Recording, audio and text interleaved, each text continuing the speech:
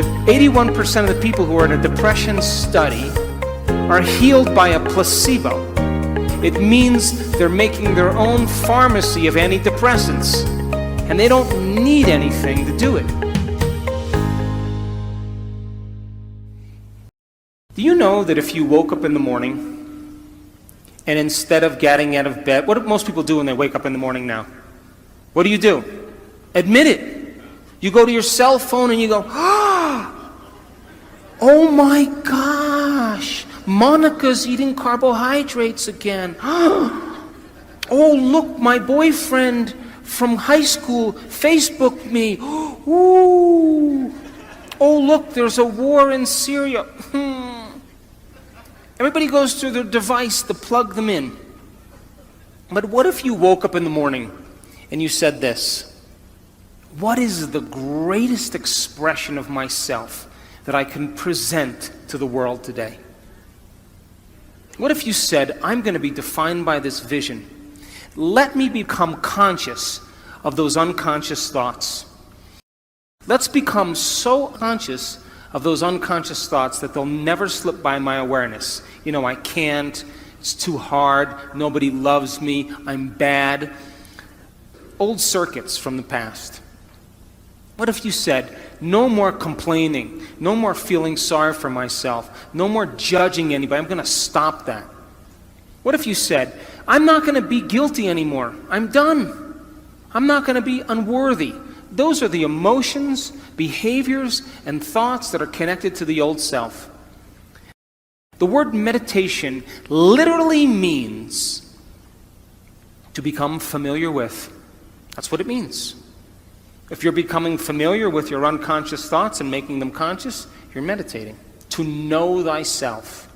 If you become aware of your automatic habits and you're so conscious of your unconscious behaviors that you never go unconscious again, you're changing. If you're familiar with your emotions and say, that's my past, those are chemicals from the past, let's leave them behind. And then you said, who do I want to be when I open my eyes? What thoughts do I want to think? What thoughts do I want to fire and wire in my brain? Let me plan my behaviors today. Do you know the very action of planning your behaviors in your mind, rehearsing what you're going to do? Do you know that mental rehearsal actually installs the circuits in your brain to look like the experience has already occurred? Now your brain is no longer living in the past, it's primed for the future. And if nerve cells that fire together wire together, you keep doing that, it's going to become familiar to you. And so here's the tough part. If you said, I am not going to get up from this meditation until I am in love with life. I'm going to leave my sadness and pain behind, and I'm going to open my heart. And I'm going to feel gratitude. I'm going to feel joy. I'm going to feel inspiration.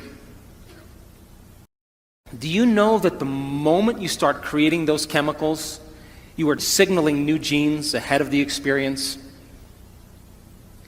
And now, if you can combine a clear intention with an elevated emotion, you are literally biologically changed. And if you can get up from your meditation feeling like somebody else, your job is to maintain that modified state of mind and body your entire day. Because if you keep cultivating that elevated emotion, it's going to become familiar to you. And if you're able to maintain that modified state of mind and body every single day, get ready. Because something unusual is going to happen in your life. It's the law. You are going to run into a new opportunity because you're in a new state of being. And that's what we teach people. To rehearse the future. And to take the brain out of the past and put it in the future. Take the body out of the past and put it in the future. But if you get up every single day feeling the same way, and you wake up and you go, who's that? Oh, wait, let me remember my problems. Ugh! You just return back to the old self. So the act of planning your behaviors, the research shows that as you begin to plan what you're going to do and how you're going to do it, you begin to change your brain to look like the event has already occurred. And you begin to prime your brain into the future and out of the past. And if you can create the emotion, you are more prone to get your behaviors to match your intentions, your actions equal to your thoughts, and your mind and body working together, and you will begin to arrive at a new destiny. We've seen it over and over and over again. Common people like you are doing the uncommon, and you don't have to be a Buddhist monk. You don't have to be a nun with 40 years of devotion. You don't have to be an academic. You don't have to be a scholar. It's time that common people are privileged enough to do the uncommon. And we've measured people and made scientific history in the last 3 years that you will never see in any neuroscience journal. And they were people just like you. And now when people ask me, is change possible? I have no doubt in my mind. In my last book I said, hey, how can you give somebody a sugar pill or a salt injection, and a certain percentage of those people will accept, believe, and surrender to the thought that they're getting the real substance. And without any analysis, they begin to program their autonomic nervous system to make their own pharmacy of chemicals that matches the exact same chemical they think they're taking. Is it the inert substance that's doing the healing? Or is it the body's innate ability to heal?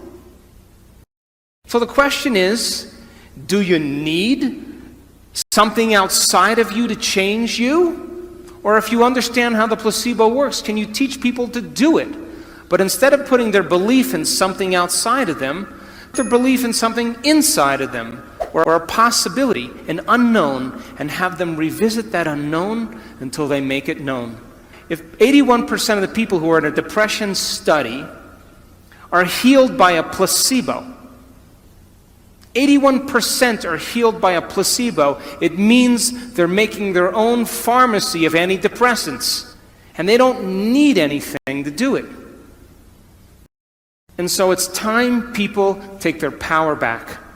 It's time that we wake up. And my passion is about transformation, but not with elite individuals, with common people.